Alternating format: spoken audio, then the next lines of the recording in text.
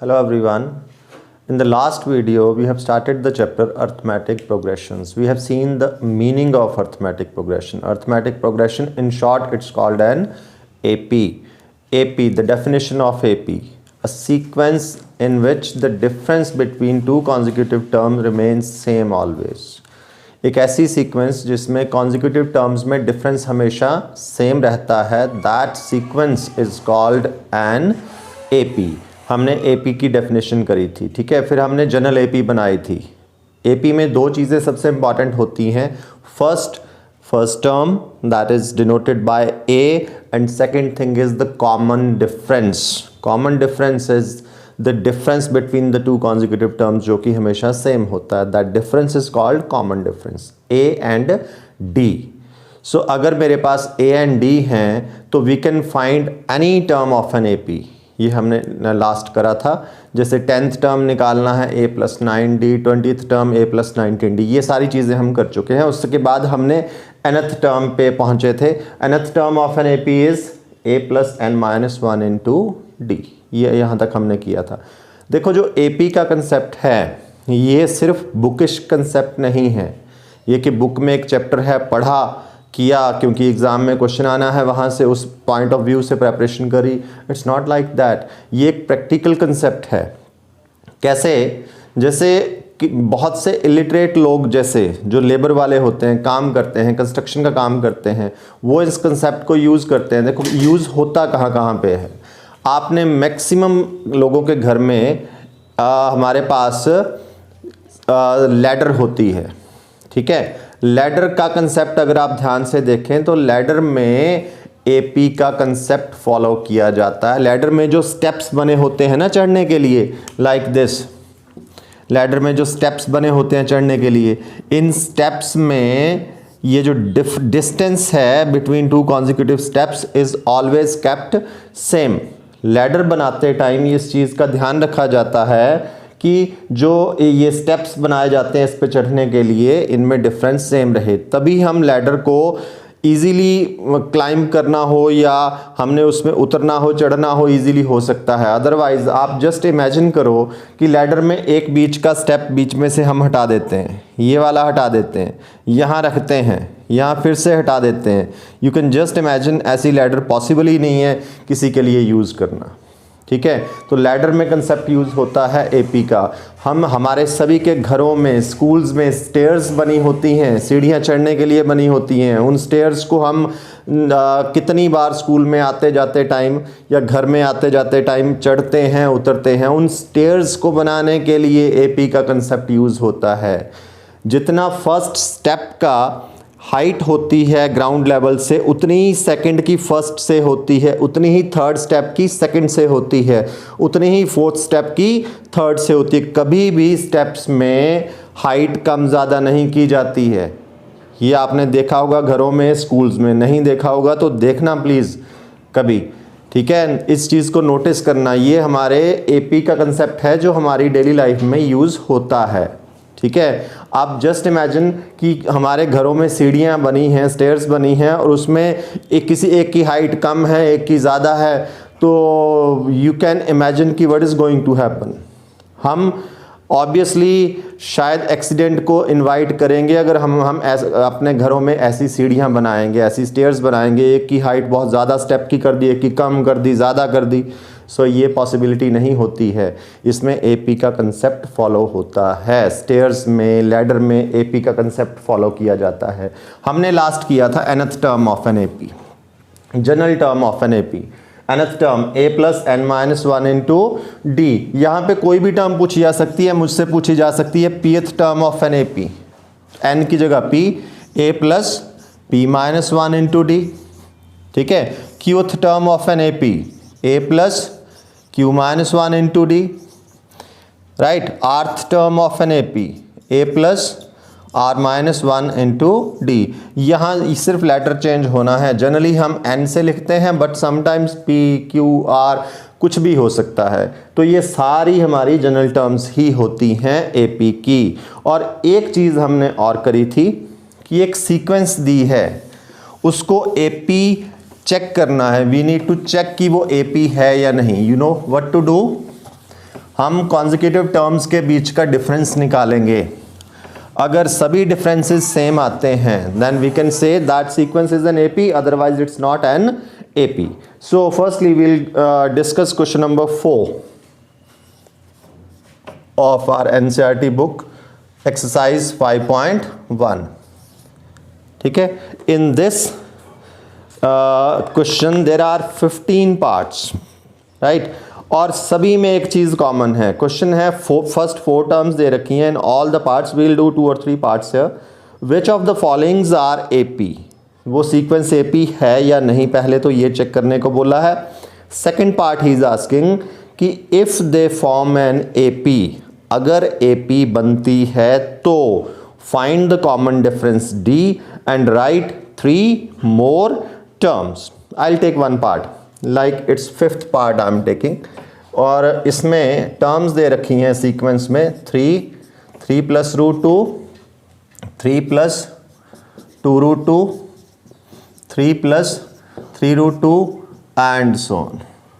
इस सीक्वेंस को AP check करने को बोला गया। ही सेड कि check whether this is an AP और नॉट। कितनी टर्म्स है टोटल हमारे पास, 1 2 3 4। This is first term, you know A1, this is A2, this is A3, this is A4। क्या करना है, एपी है या नहीं चेक करने के लिए कॉन्जिक्यूटिव टर्म्स का डिफरेंस निकालेंगे। और difference, first difference A2 minus A1, remember A2 minus A1 not A1 minus A2, इस चीज़ का ध्यान रखना। 3 plus root 2 minus 3 cancels, root 2, first difference आ गया।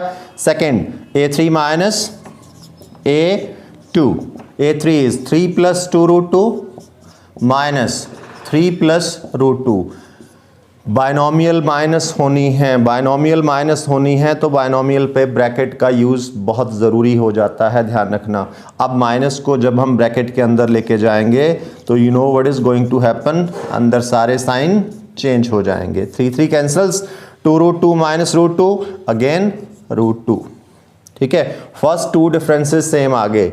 Now the third, A4 minus A3, A4 minus A3, 3 plus 3 root 2 minus, remember binomial minus होनी है तो bracket का यूज़ कंपल्सरी है। इस चीज़ को आपने हमेशा ध्यान रखना है। Take minus inside, 3 cancels, 3 root 2 minus 2 root 2 again gives us root 2। देखो यहाँ इस गिवन सीक्वेंस में 3 डिफरेंसेस निकल सकते थे, हमने तीनों के तीनों डिफरेंसेस निकाल दिए। A2 minus A1, A3 minus A2, A4 minus A3, इन सब में डिफरेंस सेम है, right. So what we can call this sequence, obviously this sequence is an AP, so therefore we'll say the above sequence is an AP। तो first part तो हो गया, ठीक है। सेकेंड पार्ट इसने पूछा था कि अगर वो AP है then find the common difference, common यही तो है common difference. So therefore here D, common difference is noted by D। What is D? Under root 2। और उसके बाद और पूछा इसने, right 3 more terms of this AP now, this is an AP, ठीक है। अब इसकी नेक्स्ट 3 टर्म्स लिखनी है। इन सभी 15 पार्ट्स में हमें 4 टर्म्स दे रखी हैं, फर्स्ट 4 टर्म्स, ठीक है। तो कौन सी नेक्स्ट टर्म हुई, 5th 6th एंड 7th। तो 5th टर्म 2 वेज हैं निकालने के। 4th में कॉमन डिफरेंस ऐड कर लो, 5th आ जाएगी, या 5th टर्म का सीधा फॉर्मूला भी है हमारे पास, A plus 4D, ऐसे कर लो, ठीक है। A कितना है, या A भी साथ में लिख लेना, फर्स्ट टर्म AP की, ये है A1 और A एक ही चीज़ होता है, हम A1 से भी लिख देते हैं इसको, A से भी लिख देते हैं, ठीक है। सो A इज 3, A हमारा 3 है plus 4D under root 2, this is the 5th term, 6th term and 7th term. 3 terms पूछी हैं अगली, A plus 5D, 3 plus 5 root 2, 7th term A plus 6D, 3 plus 6 root 2। ऐसे हम टर्म्स निकाल सकते हैं। Now will take the next part, that is 11th part of this question number 4। ये 4 terms दी हैं, चेक करना है कि ये AP है या नहीं। A1 A2 minus A1, A2 second term, A square minus A। अब जरा इसको ध्यान से करने वाली बात है इसको, ठीक है, ध्यान से देखना है। अब क्या कर सकते हैं, सी माइनस करना है इनको, व्हाट कैन बी डन, सिर्फ A कॉमन निकल रहा है, A कॉमन निकाल लें, let's see what we get, this is A minus 1, तो फर्स्ट डिफरेंस तो आ गया ये। अब सेकेंड निकालें, A3 माइनस A2, ठीक है, सो A3 is A cube minus A2 A square, ठीक। अब चेक करना है कि ये टर्म्स इक्वल हैं या नहीं, तो थोड़ा सा सिंप्लीफाई करके ही देख सकते हैं हम। We can take something common, what is common, A square is common, अंदर A माइनस 1। अब देखना ध्यान से, अब मैं दोनों डिफरेंसेस को थोड़ा कंपेयर कर लेता हूँ। इसमें फर्स्ट डिफरेंस में ब्रैकेट में A माइनस 1 था, सेकेंड में भी A माइनस 1 ही है, ये टर्म तो सेम है। अब डिफरेंस कहाँ पड़ रहा है, ये देखो जो ब्रैकेट के बाहर निकला था, इट इज A स्क्वायर। अब देखो क्या ये दोनों डिफरेंसेस सेम हैं या नहीं, obviously they are not same. कौन सी टर्म बता रही है मुझे ये चीज़, ये A यहाँ है A square, so both are not equal, so ये दोनों इक्वल नहीं हैं। अगर फर्स्ट टू डिफरेंसेस इक्वल नहीं आते हैं तो हमने थर्ड डिफरेंस कभी भी नहीं निकालना है, क्योंकि हमारा आंसर तो हमें यहीं से लग गया पता, ठीक है। तो ऐसा नहीं है कि 4 टर्म्स दी हैं तो 3 डिफरेंसेस निकलने हैं, सारे निकालने ही हैं, वो तब है अगर फर्स्ट टू इक्वल आते हैं तब थर्ड निकालना ज़रूरी है, अगर फर्स्ट टू इक्वल नहीं है तब नहीं है ज़रूरी। तो यहाँ मैंने लिखना here A2 minus A1 is not equal to A3 minus A2, so therefore hence the above sequence क्या है आंसर हमारा, इज नॉट एन AP, ये सीक्वेंस AP नहीं है। Now will take the 12th part. 12th part में ये 4 terms दी हैं, √2, √8, √18, √32, सारी रूट वाली टर्म्स हैं, स्क्वायर रूट वाली टर्म्स हैं, लेकिन यहाँ पे सीधे डिफरेंस नहीं निकाल सकते। स्क्वायर रूट वाली टर्म की एक ख़ास बात होती है, वो क्या, अगर वो फर्दर सिंप्लीफाई हो सकती है तो हमें उसको सिंप्लीफाई करना है, ये ध्यान रखना है। अगर वो फर्दर सिंप्लीफाई हो सकता है, √2 तो √2 ठीक है, can not be further simplified, already simplified form में ही है, लेकिन √8 यू नो करना क्या है, फैक्टर्स ही बनाने हैं, प्राइम फैक्टर्स बनाओ आप, ठीक है। और आपके √8 2 इंटू 2 इंटू 2 प्राइम फैक्टर जैसे लोअर क्लास में हम 8th क्लास में बनाते थे, क्या आ गया 2√2, तो √8 सिंप्लीफाई करके क्या बन गया 2√2। ऐसे √18 बनाएं जरा प्राइम फैक्टर्स, 2 9 3 3 3 1 3 का फैक्टर बन जाए, पेयर बन जाएगा, 3 बाहर तो क्या आ जाएगा 3√2। ऐसे ही 32 के फैक्टर्स बना लें जरा, ठीक है, 5 2s बनते हैं, 2 16s, 2 8, 2 4, 2 2s, 2 1, how many 2s, 5 2s, एक 2 का ये पेयर बनेगा, एक 2 का ये, 2 2 4, क्या बन जाएगा 4√2। पहले उसको फर्दर आपने थोड़ा सा अगर सिंप्लीफाई हो सकता है तो वो सिंप्लीफाई करना है। अब हम चेक करेंगे, यहाँ से सीधा डिफरेंस निकालते तो नहीं निकलता, ये ध्यान रखना है। A2 minus A1, 2√2 minus √2 that is √2, ठीक है जी। Second A3 minus A2, 3√2 minus 2√2 that is √2, 3 minus 2 1 ही होता है। अब दोनों डिफरेंसेस सेम आ गए ना, अब हम थर्ड डिफरेंस निकालना ज़रूरी है, ठीक है। अगर फर्स्ट टू इक्वल नहीं आए तो नहीं जाना हमने आगे, हमारा आंसर वहीं पे आ जाएगा, the above sequence is not an AP। अगर दोनों इक्वल हैं तो थर्ड पे जाएंगे, सो A4 minus A3, 4√2 minus 3√2, 4 minus 3 again 1 that is √2, ठीक है जी। तीनों differences equal, so therefore the above sequence is an AP, above sequence is an AP, ठीक है। AP है तो इसने कॉमन डिफरेंस पूछा था, तो ये कॉमन डिफरेंस ही तो होता है, दैट इज A भी लिख लो फर्स्ट टर्म क्या है √2, क्योंकि अब इसने अगली 3 टर्म्स भी पूछा है हमसे, कौन सी भला, 4 दी थी ना, A5, A6 एंड A7, ये 3 टर्म्स पूछी गई हैं हमसे। A5 फॉर्मूला लगा लो, A plus 4D, A √2 plus 4√2 that is 5√2, ठीक है। A फिर 6 term A plus 5D, A √2 plus 5√2, this is 6√2, very simple. 7th term A plus 6D, A √2 plus 6√2, that is 7√2. So this is the solution of this part.